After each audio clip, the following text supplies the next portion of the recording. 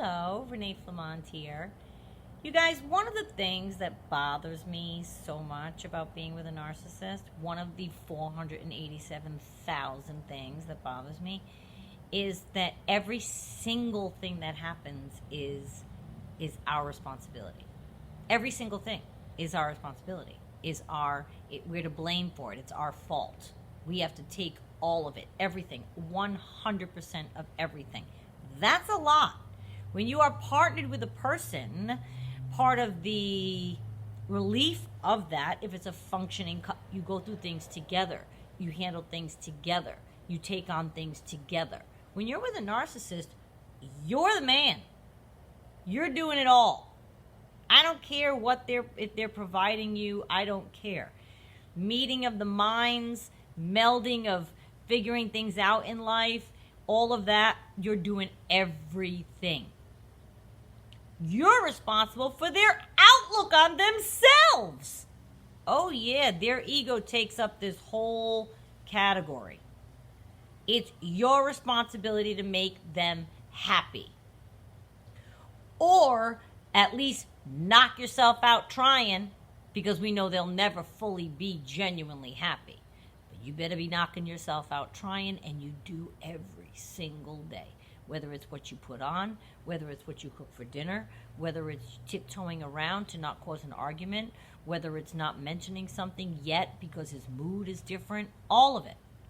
The mood of the household is your responsibility. Oh yeah, the state of the household, the kids, their behavior, your household finances, it's all you.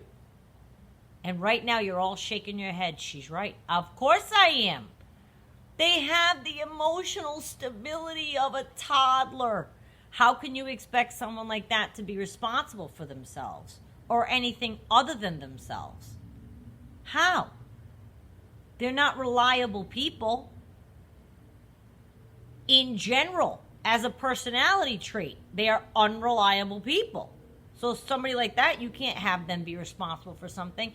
Your heart's in your mouth every time you're asking them to pick the kid up, or this, or grab dinner, or do this, or can you make this phone call? Your heart's in your mouth because you know that something could be messed up, right?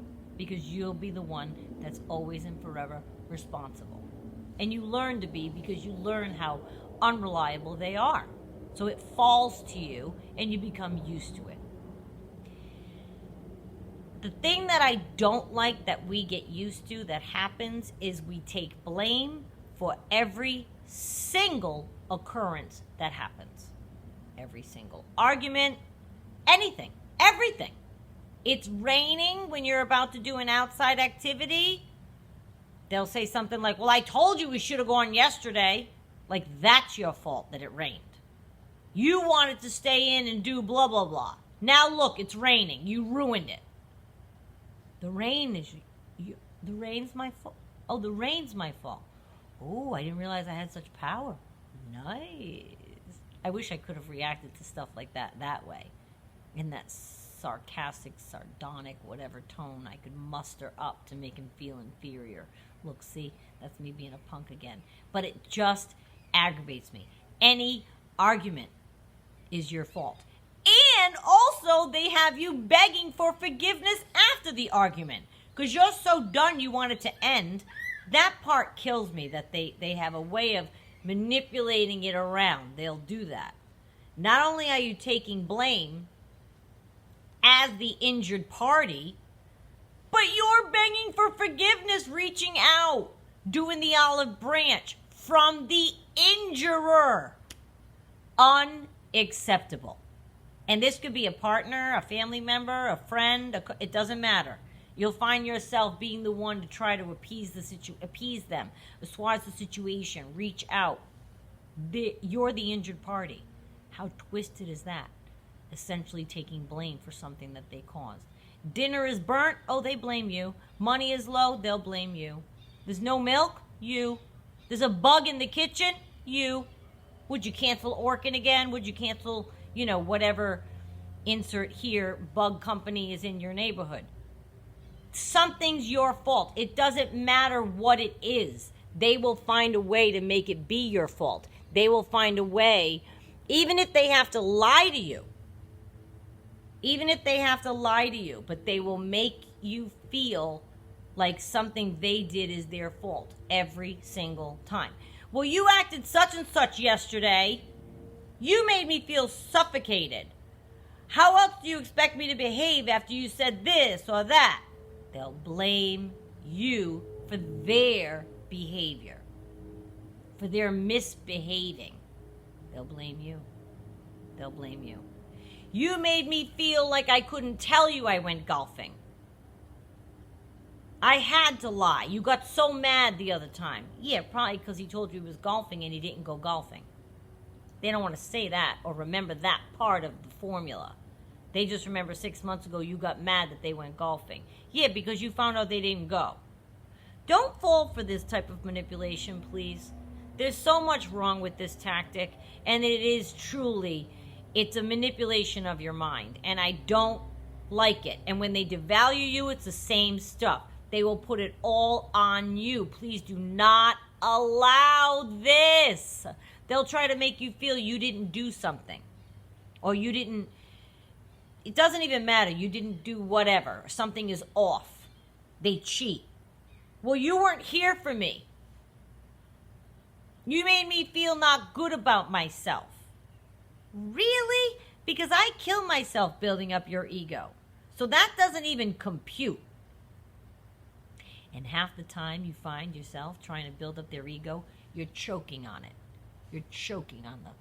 And you just want to stop, but you're trying to make it be a good day, or the company's coming over and you're trying to put them in a good mood, or the kids are about to wake up and it's Christmas morning and you don't want any trouble. And so there you are, piling on the compliments. Yes, honey, of course. Blah, blah, blah, blah.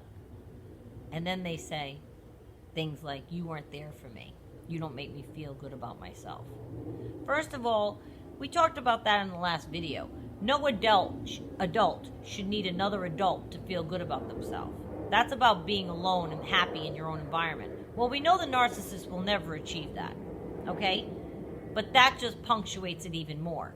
Well, you made me feel. I can't make you feel anything, good or bad. And I'm not saying you can't make someone feel good by telling them things. That's what we try to do with the narcissist all the time. But you're not responsible. And they make you feel that you are. You're responsible for what they did. Them not getting their life together, it's our fault. Oh, of course it is. Or their business partner's fault, or the world's fault, or the weather that day.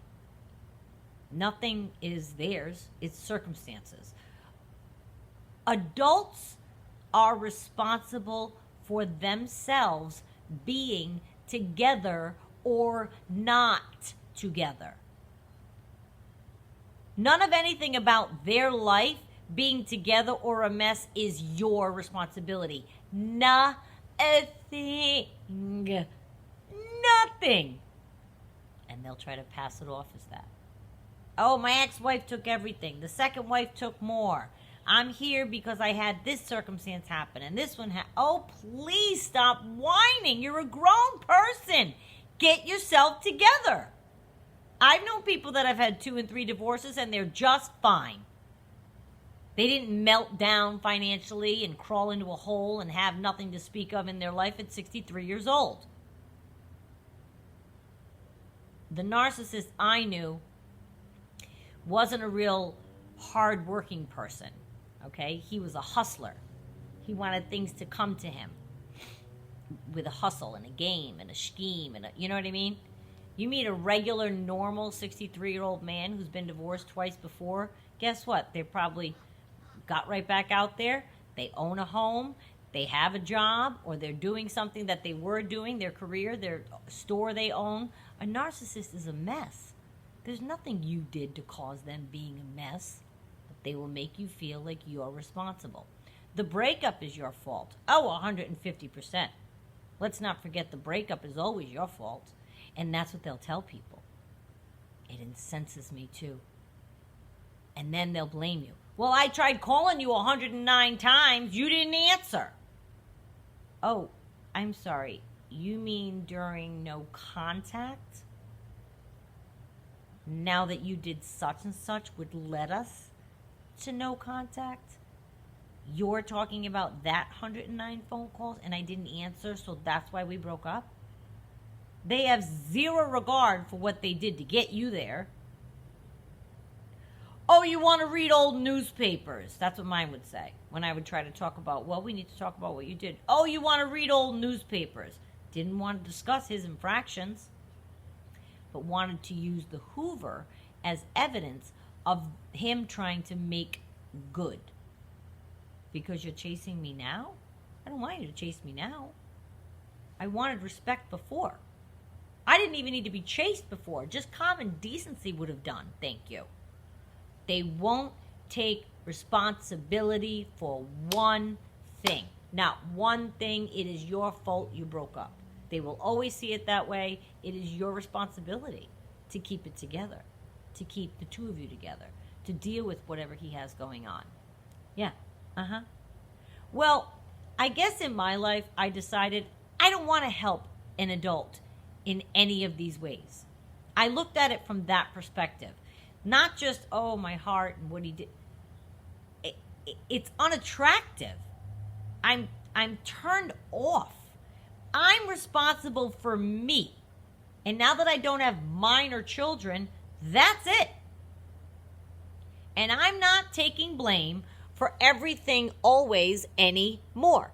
To have someone who never takes blame or responsibility is impossible, since we all make mistakes and have to at some point, because everyone at some point is at fault for something, because we're human.